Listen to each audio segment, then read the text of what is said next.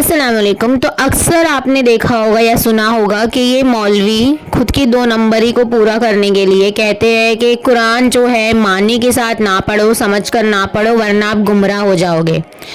اور جو قرآن آپ کو سکھا رہا ہے، جو آپ کو حدیث کا قرآن کا علم پہنچا رہا ہے، آپ تک کوشش کر رہا ہے اللہ کی مدد سے پورا کرنے کی، تو انہیں یہ روکتے ہیں یہ کہہ کر کہ آپ تو نہ عالم ہو نہ مفتی ہو، آپ کے پاس ڈگری کہاں ہے، سرٹیفکیٹ دکھاؤ۔ جبکہ سرٹیفکیٹ کی تو ضرورت ہی نہیں نا، خود اللہ تعالیٰ نے سرٹیفکیٹ دے چکا ہے کہ آپ اسلام کو پھیلا سکتے ہو۔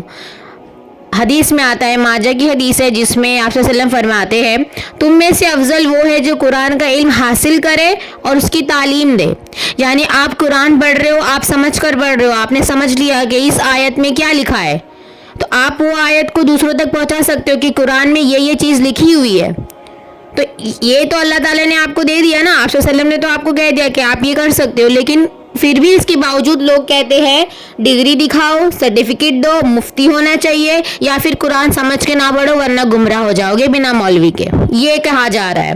تو ایسے مولویوں کی 2 نمبری کو دیکھے، پہچانے اور ان 2 نمبروں کو چھوڑے، اور اللہ کی کتاب قرآن کو ہاتھ میں اٹھا لے اور کوشش کرے کہ اسے مکمل کر کے، یا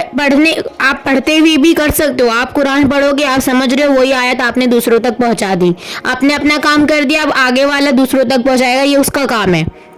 تو یہ کوشش کرو کہ آپ یہ کرو، اسلام کو پھیلاؤ، ہر مسلمان کو اسلام کو سمجھنا چاہیے اور لوگوں تک پہنچانا چاہیے۔ سب سے پہلے مسلمان ہونے کا ہمارا فرض یہی ہے کہ قرآن سیکھیں، ہم سکھائیں، ہم خود مسلمان ہو گئے الحمدللہ، اب دوسروں کو کوشش کرے کہ علم سکھائے تاکہ وہ اسلام کو جانے، پہچانے کہ آخر میں قرآن کیا کہتا ہے، آخر میں اللہ سبحانہ و تعالیٰ کیا کہہ رہا ہے آپ سے۔ ان 2 نمبروں کو چھوڑو۔